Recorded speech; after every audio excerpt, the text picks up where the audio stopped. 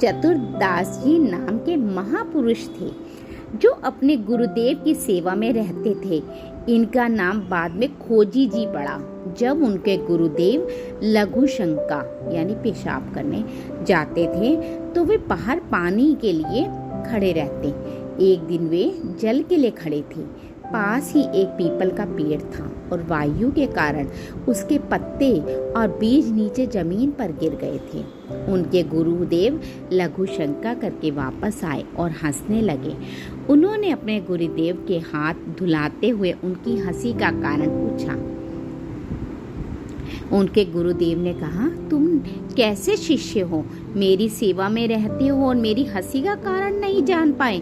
जो गुरु के मन की बात ना जान पाए वो शिष्य कैसा? सेवा छोड़ो और मैं क्यों हंसा इसकी खोज करके आओ। गुरुजनों की सेवा करना बहुत कठिन है। खोजी जी चतुरदास जी के गुरुदेव ने उनसे कहा, तुम्हारी बुद्धि अब मेरी सेवा के अधिकारी नहीं है। जब तक तुम मेरे हंसने का कारण पता नहीं कर लेते तुम मेरे पास वापस आने की जरूरत नहीं है। उन्होंने अपने गुरुदेव को साष्टांग दंडवत किया और उनकी आज्ञा का पालन करने के लिए चल दिए। अब उन्होंने जहाँ भी संत महात्मा मिलते वे विनम्रता पूर्वक उन्हें दंडवत करते और पूछते, मेरे गुरुजी ने लघु शंका करते समय हंस दिया, इसका क्या कारण था? सब संत उनसे कहते, हमसे गीता की बात पूछो, भागवत की बात पूछो, वेदों के बारे में पूछो, लेकिन तुम्हारे गुरुजी क्यों हंस दिए हमें क्या पता। उनका उपहास होने लगा जब वे अंदर से जलते रहते कि वे गुरु सेवा से वंचित हो गए। वह रात दिन जलते रहते और इसी प्रकार सभी संतों से जाकर पूछते रहते, पर उन्हें कोई समाधान नहीं मिला। अब उन्होंने विचार किया कि वे गुरु जी के सामने जा नहीं सकते, सेवा कर नहीं सकते। कान में जाकर एक वन में बैठ गए और नाम जप करने लगे। तो उन्होंने सोचा कि वह कुछ खाएंगे पिएंगे नहीं, अपना शरीर त्याग देंगे।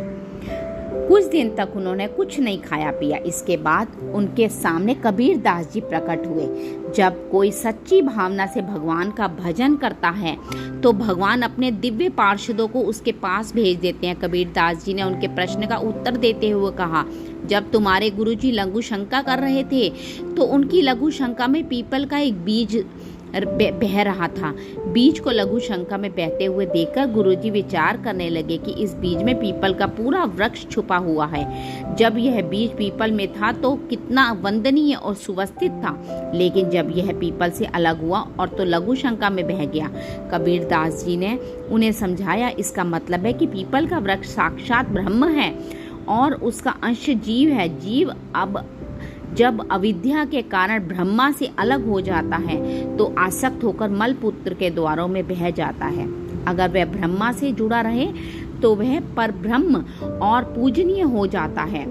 जब जीव ब्रह्मा से अलग हो जाता है तो मूल मलमूत्र के शरीर में आसक्त होकर मलमूत्र के द्वारों को भोगने में पूरा जीवन नष्ट कर देता है।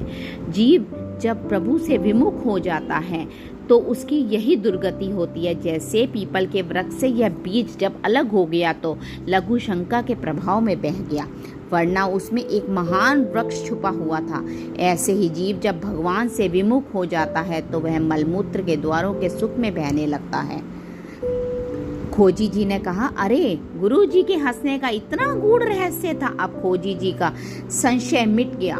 वे अपने गुरुदेव के पास आए और उन्हें साष्टांग दंडवत किया। उन्होंने बताया कि कबीर दास जी ने उन्हें उनके प्रश्न का उत्तर दे दिया। उनके गुरुदेव मुस्कुराए और उन्होंने कहा, एक प्रश्न ने तुम्हें सिद्ध बना दिया। अब आज से तुम हमारे समान सिद्ध हो गए। तुम मेरे मन की सब बातें जान लोगे। खोजी जी के गुरुदेव भगवत चिंतन परायण रहते थे। जब उनका अंतिम समय आया तब उन्होंने एक घंटा बांध दिया और अपने शिष्यों से कहा कि जब उनको मोक्ष हो जाएगा तो घंटा अपने आप बज जाएगा। जब उनकी मृत्यु हुई तो घंटा नहीं बजा। इस पर सभी शिष्यों को आश्चर्य हुआ। सब शिष्यों को यह चिंता होने लगी कि अब क्या उनके गुरुदेव की सद्गति नहीं हुई।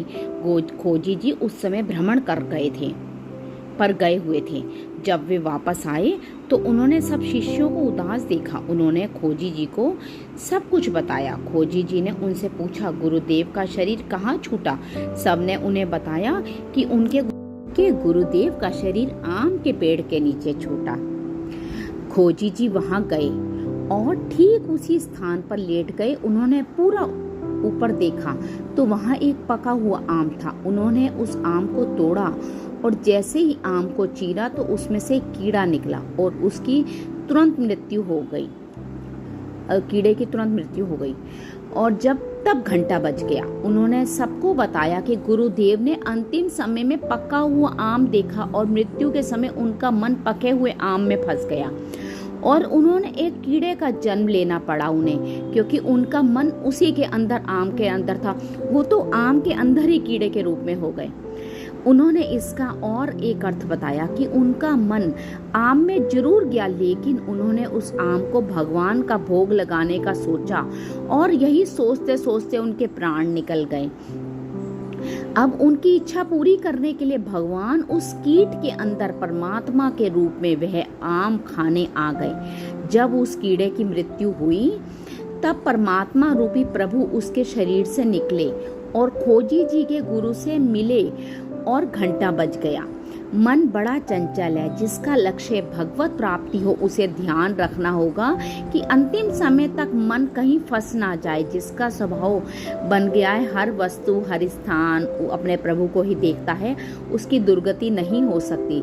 जो अपने गुरुदेव की शरण में रहकर उसकी आज्ञा अनुसार चलता है, गुरु उसे अपने से भी ज्यादा महिमावान बना देते हैं। अगर खोजी जी को उनके गुरुदेव ने खुद से दूर करने की आज्ञा दी तो उन्हें सिद्धों का सिद्ध भी बना दिया। इसलिए हमें चाहिए कि हम अपने गुरुदेव की आज्ञा से अपने जीवन को समर्पित करते हुए प्रियालाल के रूप, लीला और धाम में अपने मन को लगाएं।